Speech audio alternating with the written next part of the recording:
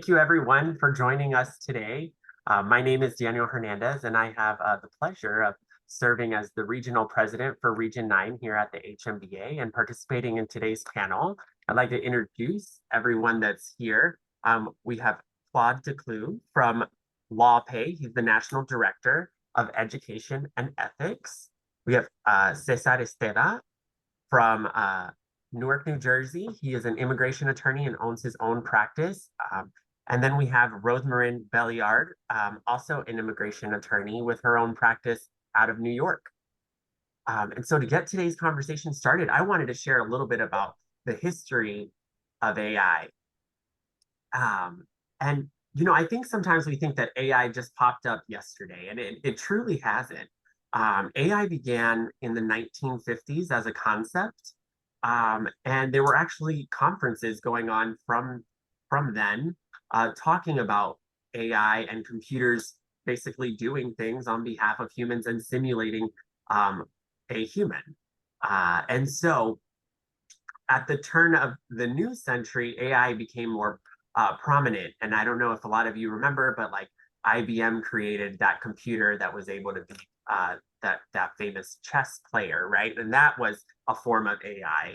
And then essentially, most of us have been using AI for most of our lives in the sense of a predictive AI technology, right? And these are things like search engines, the use of Westlaw and Lexis, not their AI specific tools, but when we would input information and it would give us, something to read for then for us to dissect, right?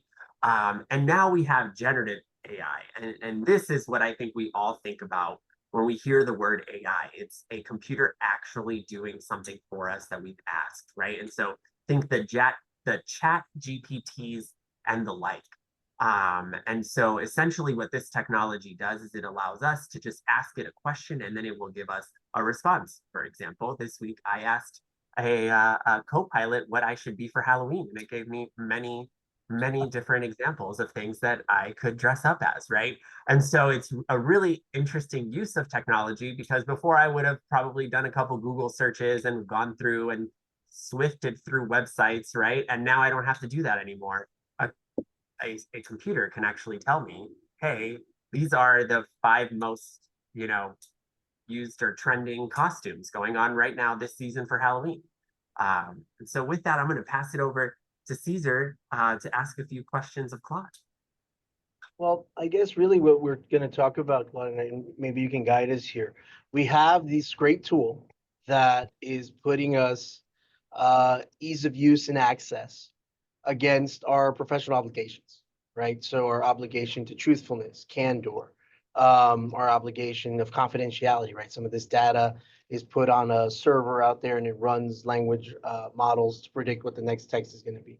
And then how much are we really overseeing our work? And all of those professional rules and obligations, we kind of all know we haven't had the ability to short circuit them until this tool came about, right? So I'm wondering, where are you seeing the biggest issues pop up in that regard, where the two things are at odds with each other, the ethical obligations and the ease of access of this tool?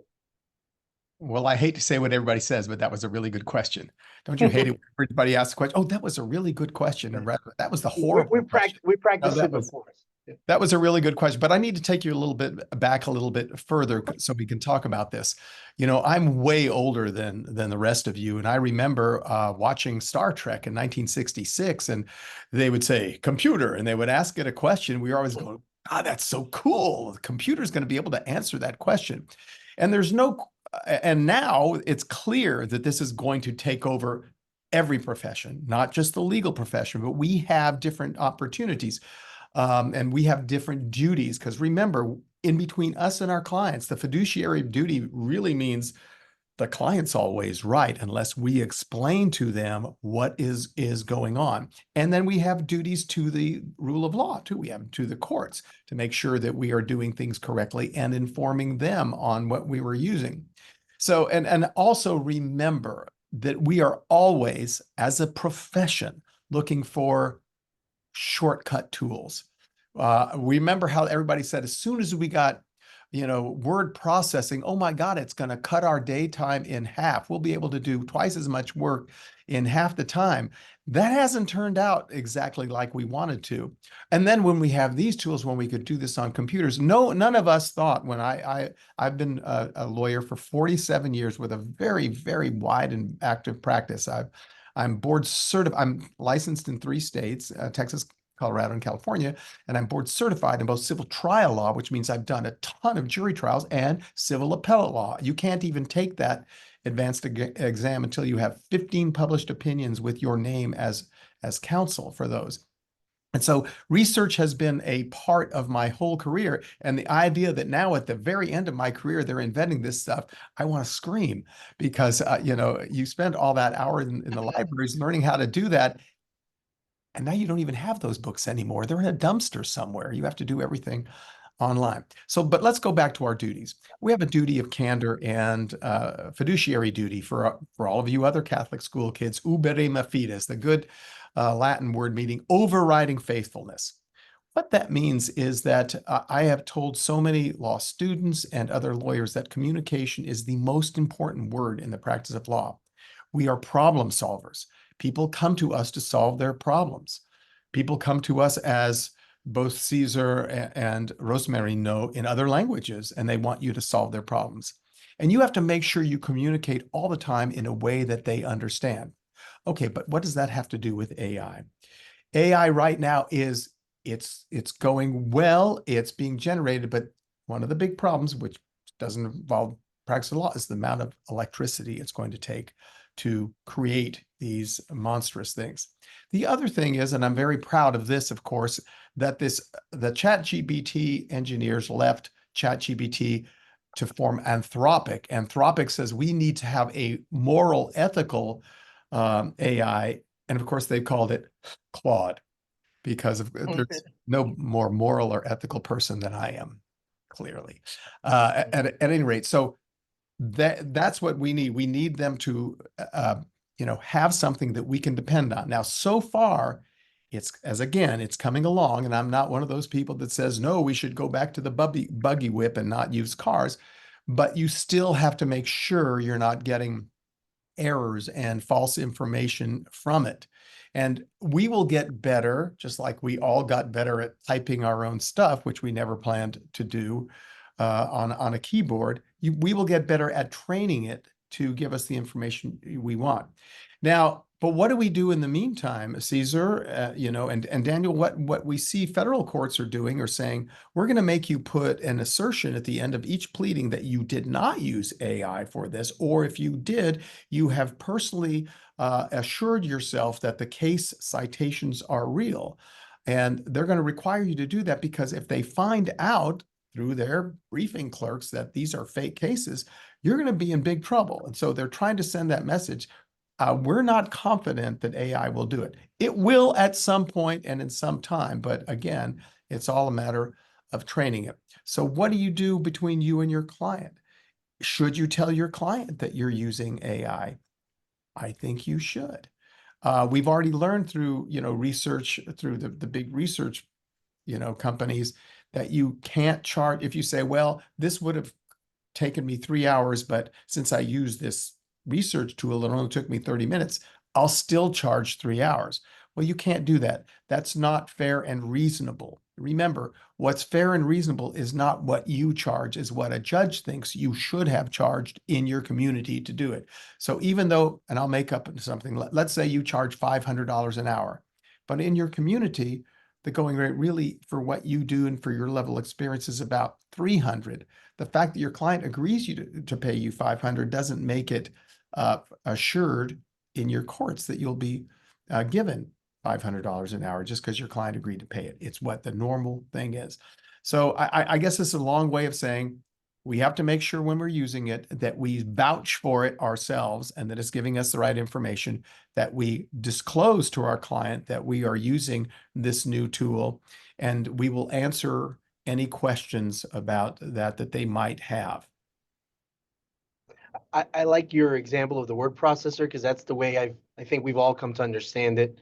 That's a tool that's really saves us quite a bit of time. I wouldn't go back to dictating or I mean, anything before that, We're but all great dictators back then, I'm telling you. I bet. But I guess where another tension arises is you have your duty to save your client some money. And you have a phenomenal tool if you use it in the right context. So to do that, to do just that, right? A case that would take you 5 hours can take you half an hour to an hour. Are you seeing perhaps, or are you aware of any states or courts? You said the federal courts. I know New Jersey, in the pleadings or in the filings, you do have to verify that and assert that it's if the tool was used, it's Yeah. you've case cited it, you've reviewed it, right? Whatever document we're submitting. And I know the ABA also released a rule recently this past summer to that end, right? Yeah.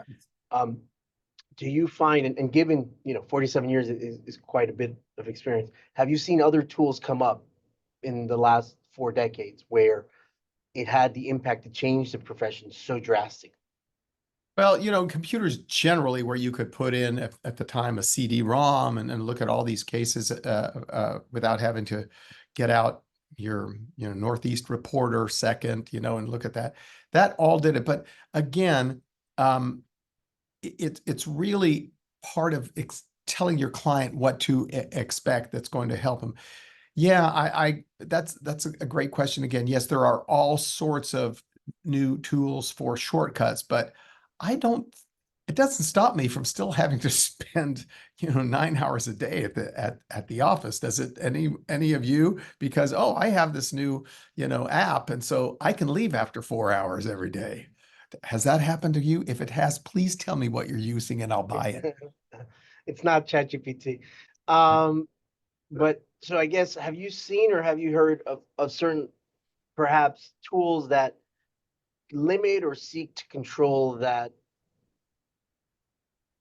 data security or our duty to confidentiality of our clients' information, right? Because And the that isn't right. And that's not, remember, yeah, your client's data has to be secure. And that's right. another problem with ChatGPT, because it might load up that and use that for somebody else just because it's part of the answer to that other person that you've never met. Their problem is to kind of divulge what happens in your case that that it seems to like. Um, you know, lawyers get themselves in so much trouble by using, social media inappropriately. But I'm not sure I'm answering your question. Here's what's going on. Hey, Every single software company is trying to find a way to incorporate AI. You know that some of the best minds are saying, we need to sell our software. And to do that, we need to incorporate this new tool.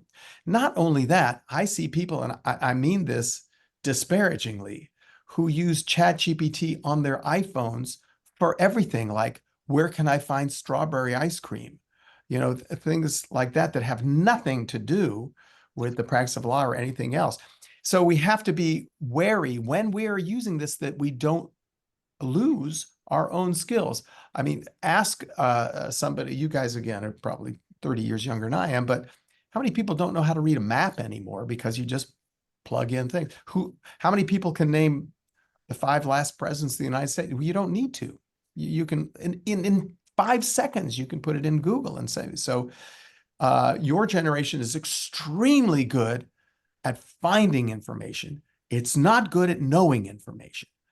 And we need to make sure that your skills, you keep your skills up and not depend on apps or other things that will make you lose the skills that you need to efficiently and effectively and ethically practice law. So Dan, if I'm going to throw you a question, have you, in any capacity while running your practice, used these tools that's reduce the time frame within which you got something done? Can you give us an example? Yeah, I use the tools a lot for letters, letters to clients, letters to opposing counsel.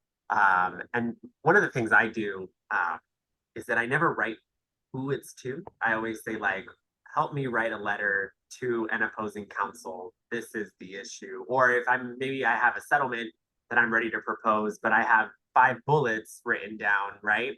I just say, help me write a letter to opposing counsel. These are the 5 bullets that I'm trying to convey, right? Um, And essentially within a couple seconds, I get a response. And I think it's a great starting point. I've never once taken the letter, read it, and said, like, this is great. This is in my voice, and I'm just going to go ahead and send it, right? Um, I will copy it, put it in a Word document, add my voice to it. But essentially, it's taken something that maybe would have taken me 45 minutes to an hour to draft, right? And now I'm drafting it in 15 minutes, right? Maybe 20 minutes. And that's using that generative AI piece, right? I'm trying to think of other ways that I have used it in the firm. Well, Daniel, let me ask you a question. Let's say, in fact, and again, forgive me if this sounds like an old man talking, but it is. If you had written 10 of those letters yourself, because I keep a huge stash on my computer of letters I've written like that. For example, I get hired as a witness. Well, I have a letter that's going to hire me as a witness where I can pull that up and I can probably do that letter no matter what the issue is in 10 minutes myself. But it's because I've had experience of writing that same sort of letter 15 times. So I think that's great. And I have to admit, there's a part of me that's very jealous that you're able to do that. But then I think, well, but I can do that myself just because I've done it so many times. The other thing is, when I see some of the writings that people do, I have now published 132 Bar Journal columns, and I have a regular column due.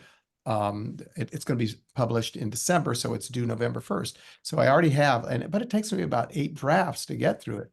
I would say, wow, what if I could write this in 15 minutes and have ChatGPT or Claude write it for Claude? Would I feel good about that, or would I feel that I cheated my readers by having somebody do that? All right, that's some way I think about. So, Yeah, Rosemary, sorry, go ahead. I just wanted to add, I think that's a great point, because I think to your point of the columns, right? It's really about your voice and your thoughts and ideas, right? Caesar, you were going to ask Rosemary a question, though. Yeah, you're opening your own law firm. How do you see yourself leveraging tools like this to benefit yourself, your clients? Yeah.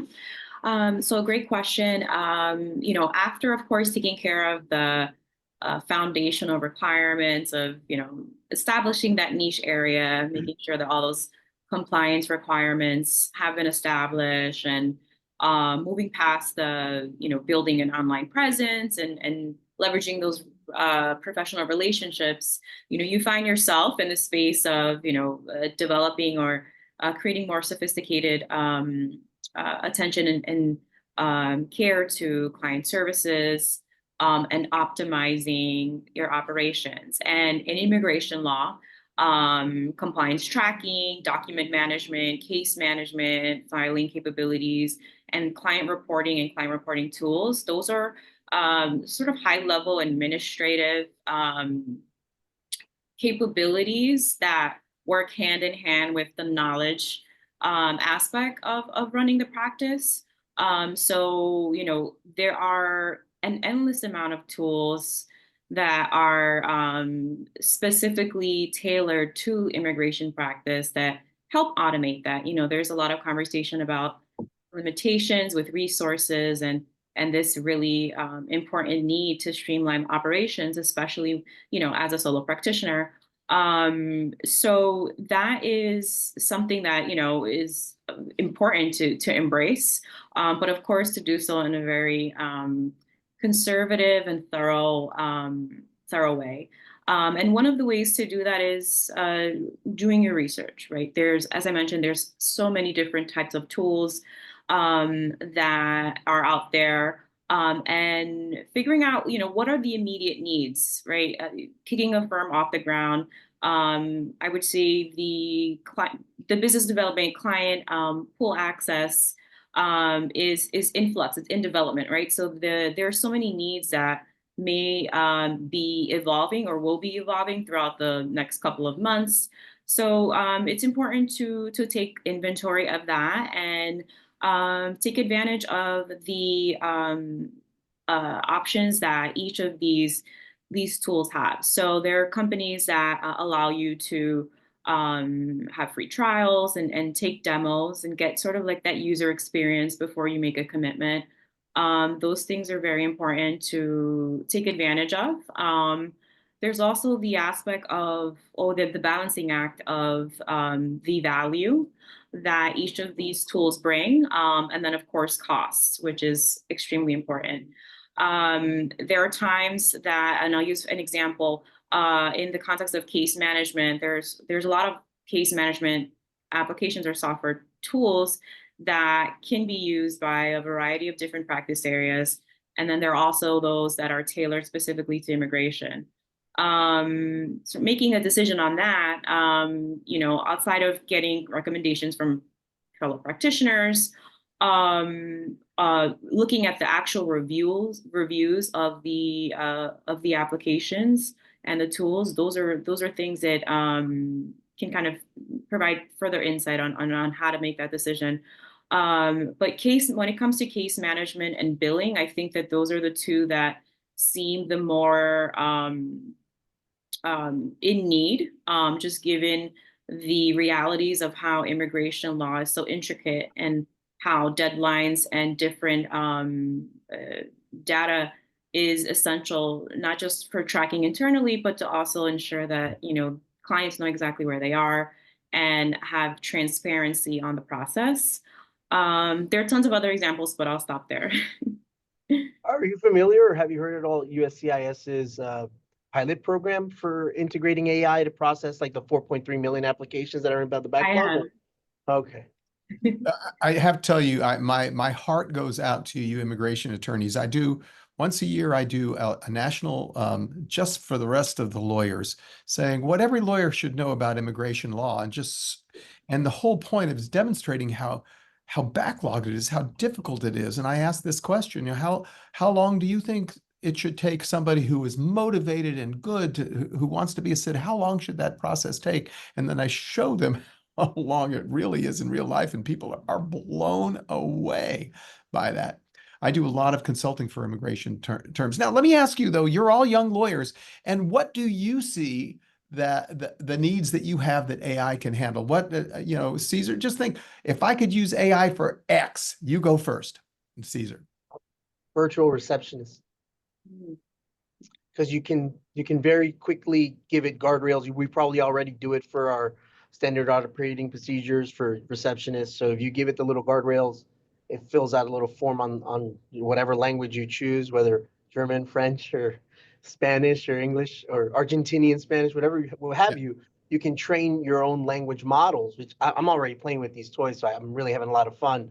But and then specifically, I use the Google Suite services or products, and Google Drive then becomes where my repository for my letters that you mentioned, right? You got all these letters floating around. You've built that database over the decades.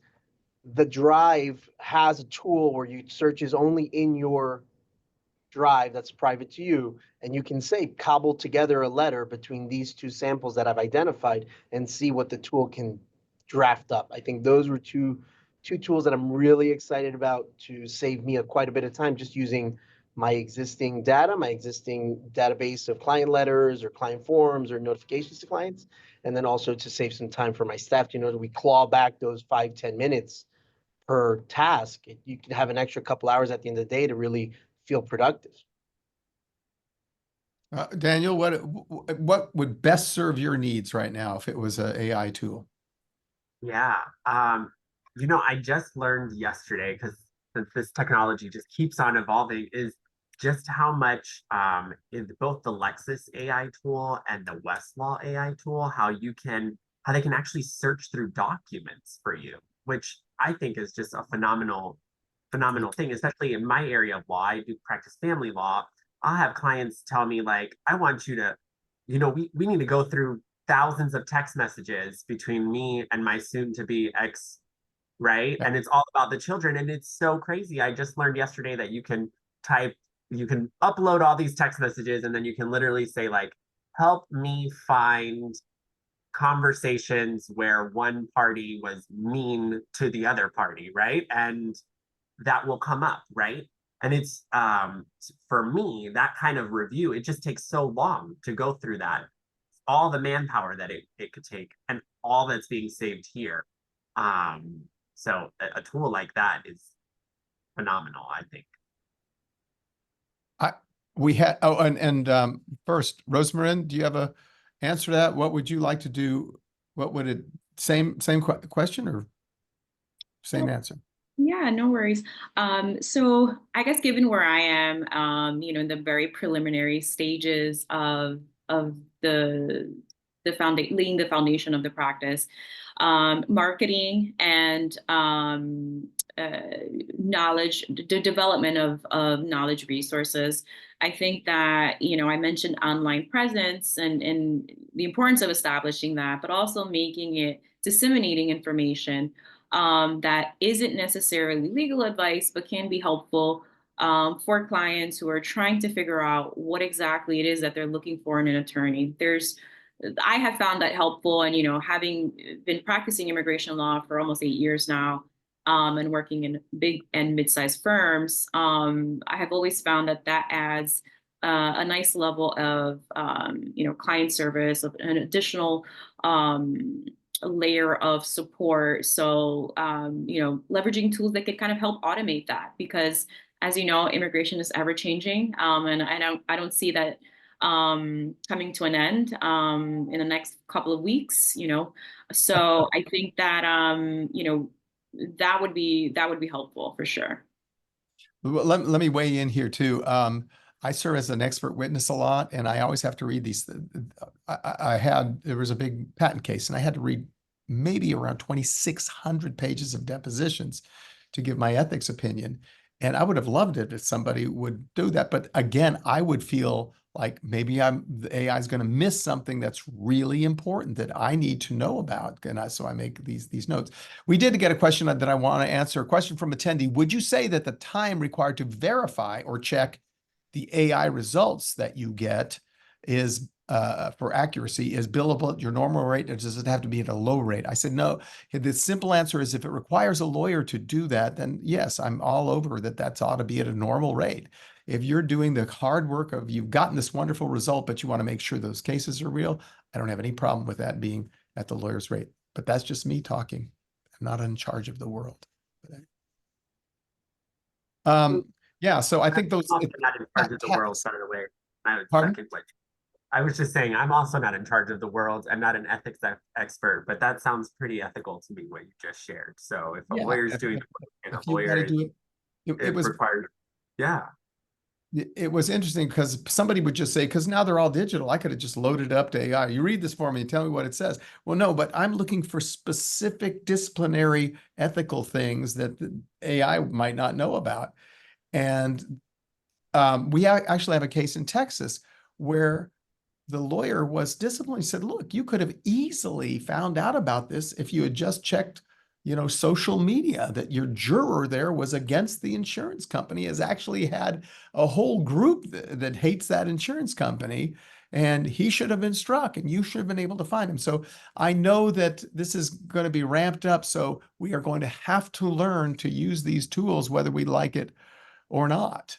And all those old guys say, well, I've never done it that way. I'm not going to do it now. Well, then please retire and turn in your law license, because it's like those ones who said, well, I'm not going to learn how to upload documents online. Well, you have to. Sorry. Yeah. You can't just go. Since I've been so involved, I just finished 6 years on the disciplinary rules committee, creating new rules. And since I'm sort of no longer that, I get calls, honestly, from judges. And they say, do you know, and I'll make up my name, Doug Barrow. I said, yeah. I said, he is losing it. My secretary can't help him upload his, every time he has a case, he comes to the clerk's office and wants somebody to help him upload his documents. We're not going to do that. The bar needs to do something. Like, I have a magic wand. Okay, Barrow, you're not a lawyer anymore. But that's what they're really growing frustrated with older lawyers who refuse to, because basically, you young lawyers are much better than older lawyers. We didn't have to learn all this stuff. And now we're being faced with having to learn a new application or a new research tool, which is great, really is. But you can help us to do that. Help your older lawyers in your communities learn how to do that. And we can return the favor by giving you better judgment. Fair enough. Or at least try. Yeah. I'd be scared of missing something too in Yeah. reviewing documents. I mean, I'd appreciate the summary. It might guide me to certain sections of a 2,600 page, Yeah. you know? No, it was about like 6 depositions and they were like Right. 400 pages each, you know? But maybe it can guide me. I'd appreciate the summary, but I would be freaking out that I missed a few critical points that then really would make an argument for something significant. So, Well, and one of the things that it has done to my trial practice is this, quite honestly, is that I will not take a case anymore that has 20,000 pages of e-discovery, because that means I have to hire somebody to do that, and I'm just too old for Yeah. that. And, you know, it'll kill me to do that. So I don't feel competent to hire, you know, to do that anymore.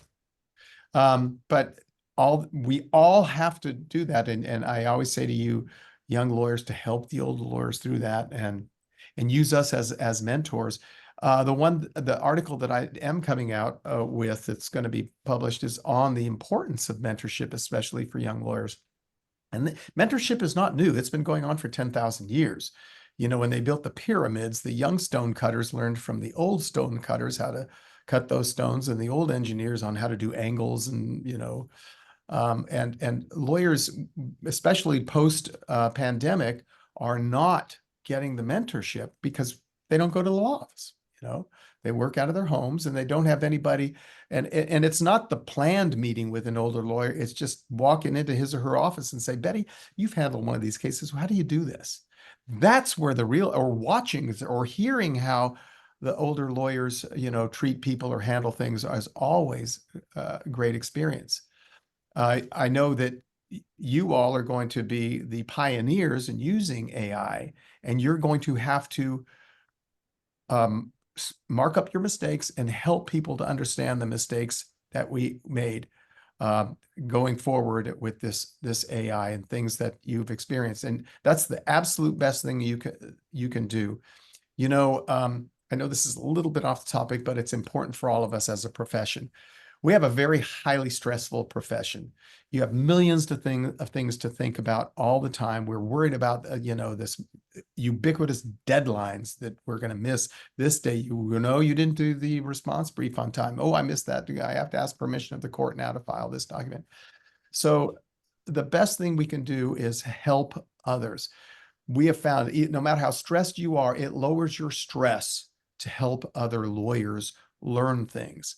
And I will tell you in my old age here that you know, there's many definitions of happiness about everything. So if I win the lottery, I'll be happy. To me, happiness is what comes back to you for what you do to others. And it will come back to you. It's the thanks you get from your profession and your clients and everything, because you really took care of them. What you do for others is going to bring you the greatest happiness in life. But let's go back to AI, because it's never going to make us happy, is it? there's a question from an attendee, the level of diligence that might be required, right? So if they're testing on different platforms, including Vincent AI, and the capabilities include summarizing, comparing, and analyzing documents, creating factual timelines from pleadings, but also pulling citations from a document and summarizing all the citations. Having run a test with 400 secondary sources and additional 250 plus circuit court opinions, what would you say a court would like? Who would define that attorney did his due diligence after relying on that tool? I Or would how say, could you? yeah, if you're going to pull 400 cases and you're not going to read any of them, don't cite things that you don't at least have some willingness to read if they come from that. Now, I have to admit, as an appellate lawyer, if a case that is right on point cites 3 other cases, I will cite those cases without reading them because they're cited in a Supreme Court case. But if it's coming to me through AI, I'm not seeing it in another case. So I would want to do at least enough diligence to make sure that these are real cases. And in fact, if you look up one of the newer cases, it'll probably cite those others. So you can do that shortcut. But so the short answer is enough diligence to make sure that you have confidence in saying, I think these are real cases. It's a good question.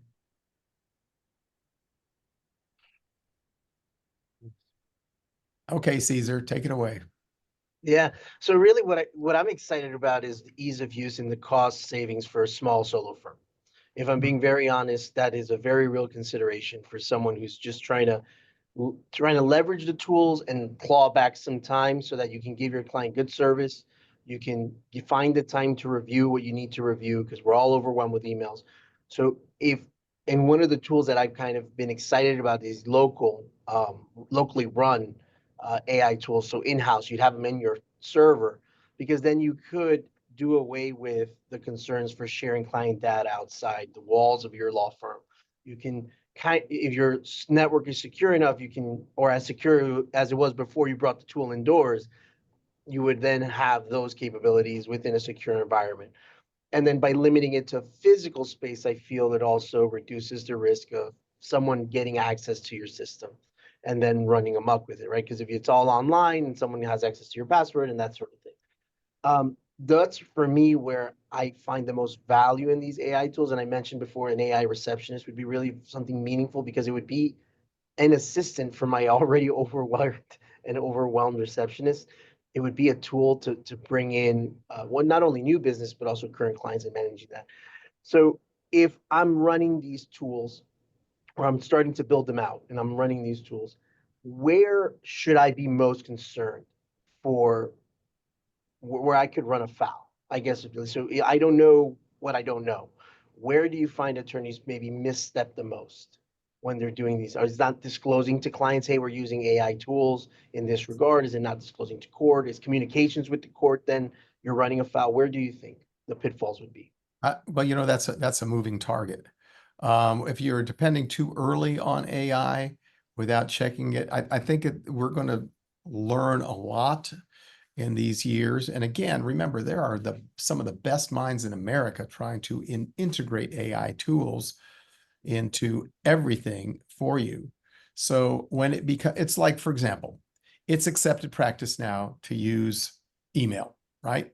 You try not to put too much, and there are some states where you can't put things in emails like, driver's licenses or, social security numbers. But if you're using it just for communication, it's totally fine. One of the things, though, that you ought to have in your attorney fee agreement is what I call a technology clause. And that says, if I'm using, a regular grade email like Gmail or Yahoo, and it gets hacked through no fault of my own, you agree not to hold me liable for that hack because I'm using a regular grade. Those little things that you add. There'll probably be things that I do have a whole hour on attorney fee agreements, and I have about 45 pages of agreements. And I'm probably going to think about AI as another paragraph to put in those things saying, you understand that our office may use artificial intelligence to do research, and we will do our best to make sure that this is accurate, and you're going to authorize us to use that. So that's probably something. Remember, you can do a lot of things in your attorney fee agreement at the beginning of the relationship that you can't, if you're going to change it later, then you have to ask permission to your client and let them know that this is going to change it. But if you put it in the beginning. But so again, I wish I could give you a better answer, but it's going to be a moving target. Just think about how you would explain it to a judge, whatever it is that you're doing, and you get caught and it's fake. Tell the judge what you did. Judge, I looked up this case. These were, I believe that these were honest, rather than just say, well, you can see I was on there 15 minutes and I wrote my whole brief. Why should I look at it? How would you explain it to it? That's always my fallback position. Okay, if I made a mistake, how am I going to explain it to the judge? I thank you. That was actually really helpful. We all have to update our retainers and probably not use it for current clients without written permission, because if you run afoul, then it's all on you, right? The client is going to say, well, you never told me, I wouldn't have agreed to it. That's right. Yeah. Well, and you see there are clients that immediately throw their lawyer under the bus.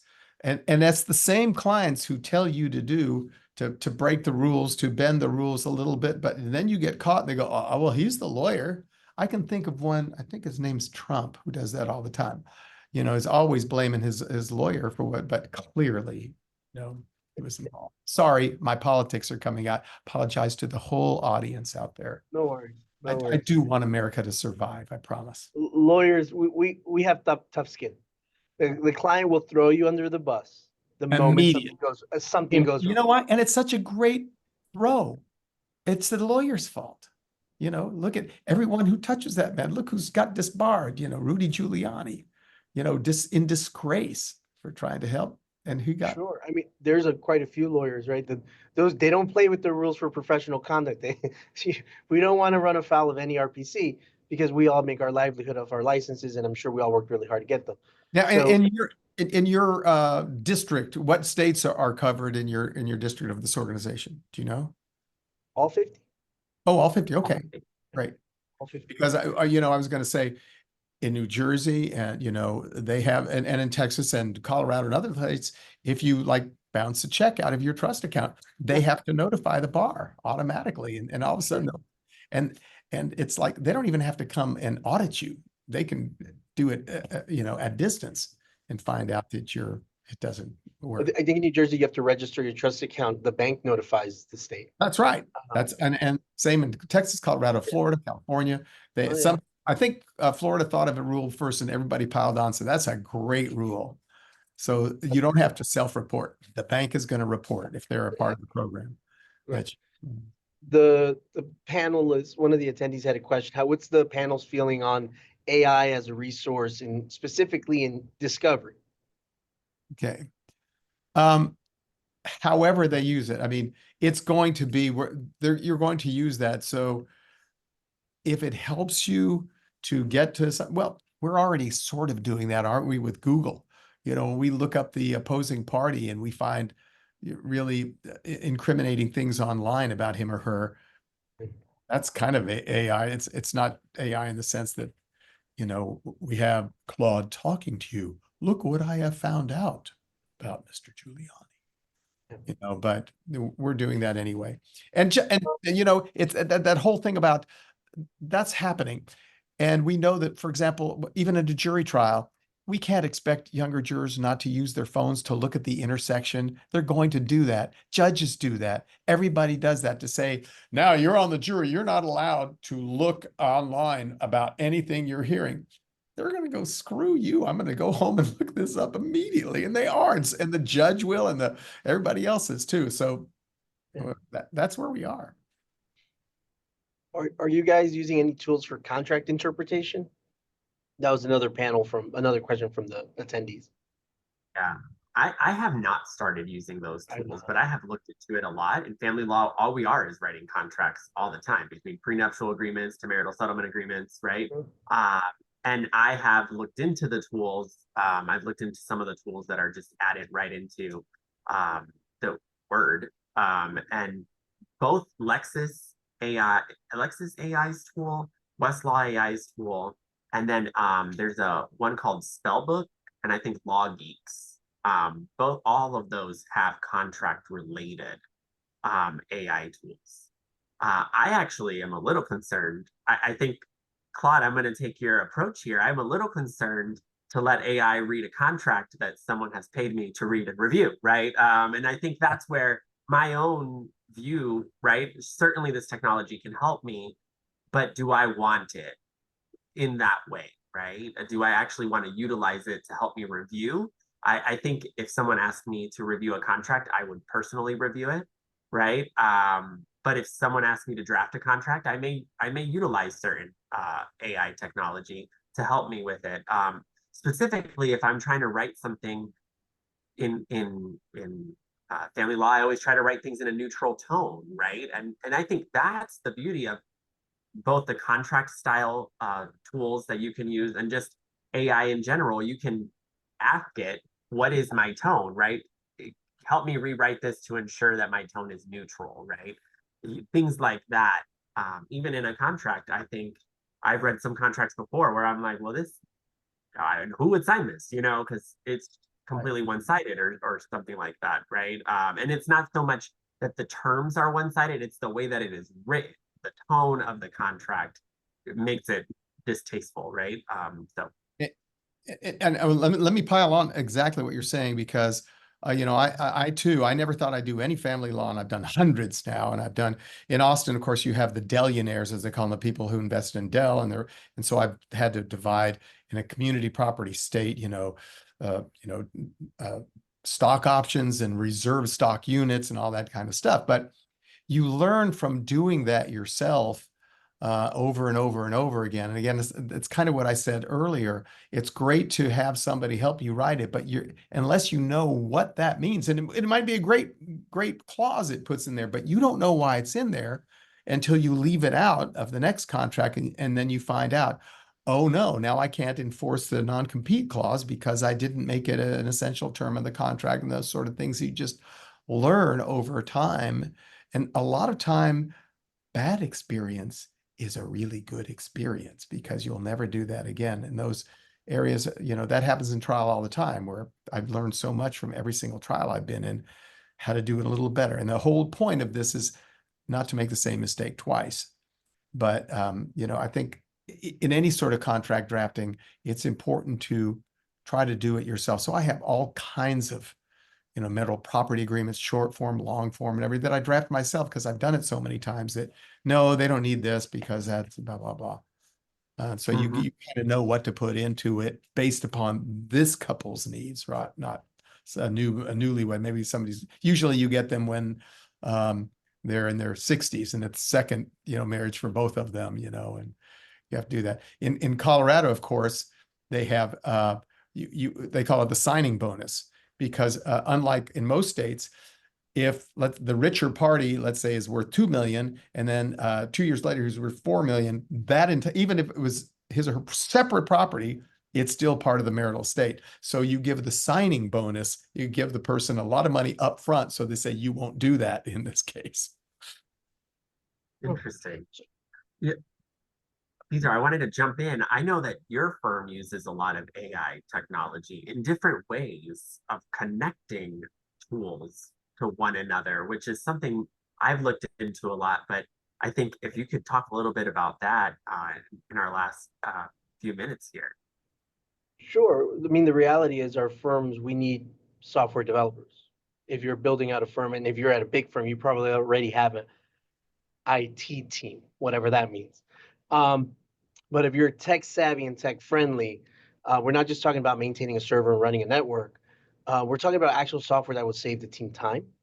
And so if you have a small team, right, there's only 9 of us here.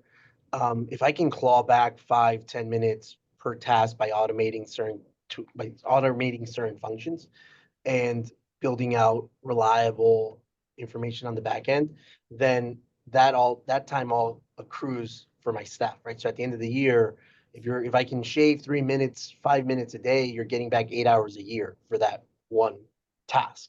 And if we can do that and identify points where we can bring back that time, you're doing it for yourself, right? So that's an extra day to spend with your time, with your family, an extra day to go golf, or an extra day to go, fishing, I don't know, work out, whatever you do to de-stress. And it could just be an extra day to make more money and review more files and get ahead and give your clients good service. So what we're doing, we integrate quite a bit of tools. There's a platform called Zapier. There's a software developer I've connected with. We founded a software company about 1.5 years ago, and we build out these processes for different solo small firms usually because we don't have that skill set, right? I don't know how to dictate a thing. I learned how to type in high school. And there's this whole nother level that you can access, but I don't know coding. I don't know that next piece of it. And all our law firms are connected to MyCase, Clio, DocketWise, LawPay, APIs, apps, and it's wonderful. It really does save you time though if you build it correctly. And that time is what is super valuable. Time is what we don't get back. Time is what we get paid for. Time is what we can't create more. So if I can eliminate wasted time from dumb, dull data entry, that's where we're leveraging the technology on the back end. And let me say another thing, Daniel, what you talked about, and I'm sorry if I interrupted you, Rosemary, if you were going to say something, is that, forcing me to do my own letters makes me organize my mind and makes me organize my facts over and over again. And I think that's one of the most important things. And I'm so used to writing articles and briefs that I always need enough to say, here is how I need to present this. And I don't want to ask Claude, the AI, to do that. I need to craft how this is going to appear in the minds of the reader, because there's something very, very important. We can influence outcomes with the words that we use. I can give you case after case where somebody said, I'll give you a quick example. I have a friend who does these huge trucking accidents and in San Antonio, and he's a great lawyer, Dan Ciano. And he had a big case where a 18-wheeler was parked on the side of the road in the shoulder of the road, which wasn't illegal, and it was at night, 4 in the morning, and it was close to an exit, but a family car didn't see the truck and headed too soon to the exit onto the shoulder and smashed in the truck. Well, as they were preparing that case for trial, they kept saying that it was parked on the shoulder of the road, and they lost that case. But there's another way you can call the shoulder, and that's the emergency lane. And it's illegal. And he said, but the truck was parked in the emergency lane, and they won that case. So, you know, carving your own document with your own adjectives, which will have the most punch, is the most important and effective way to communicate. So again, I know I sound like an old man, but I think doing it myself forces me to really understand and say, no, this can have more punch. That's why every article I have has like 8 drafts in it. So I can make this funnier. I can make this tighter. I don't need that. I can edit this out. So it's just, writing is a skill, and it's so important. Agreed. I can't help but agree with that statement because I'm gonna disagree. what? No, I And think here's it's a where, skill we have to learn and we have to know, right? And even though we have the AI tools out there, we should still have our way of writing, right? And so I think it's always good to use AI as a starting point, but adding your touch, adding your adjectives, right? The verbs you want to use, the way that you want to describe something. AI Okay, is but not over going here, to. Caesar, what do you have to? well, I'm gonna disagree, because if it's something substantive and meaningful, absolutely, you're right. Oh, okay, That's your, okay. that's your voice. If we're That's- talking about a template email, boilerplate, welcome, here's how you contact our office. I concede. No, I concede. If it's Yeah. just, we're And going to send this, here's the that's bill, the, you know, blah, blah, that's fine. that's That's the 3 to 5 minutes I'm talking. right. And that's true. You're right. I can't argue with that. If you And can, it keeps you out of hot water with the ethics rules, right? Because there's no, I don't need to oversee a letter saying contact our office in this manner, and here's who you contact, and here's the staff assigned to you, and this is the way we do it. I think that saves quite a bit of time for your staff, and then, but if it's your voice, if it's something I'm writing to a judge personally or something where I'm arguing, we know, we all think a lot of ourselves. I do want my voice on the thing, so. no, I think we're somewhere on the same page. You're right. I am not going to make you craft, dear clerk, please file this wonderful pleading of mine. You know, that stuff we'll use it Forthwith, yeah. for. We- Anyway, I we guess are- we're kind of getting to the end of our effective lifespan. Aren't we? We are.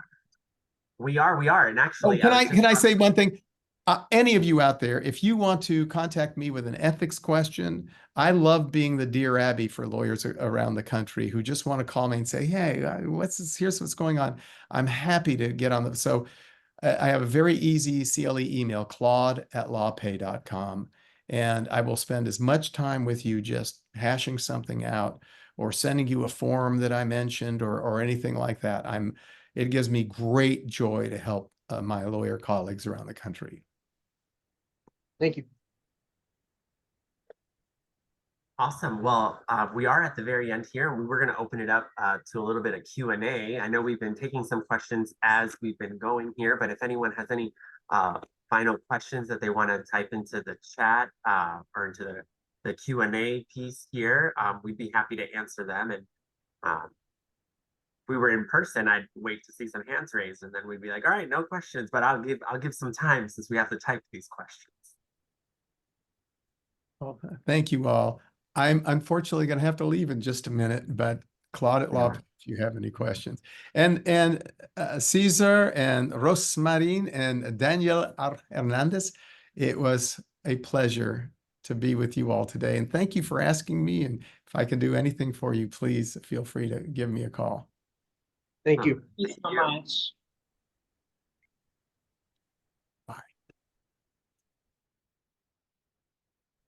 All right, I don't see any questions coming through.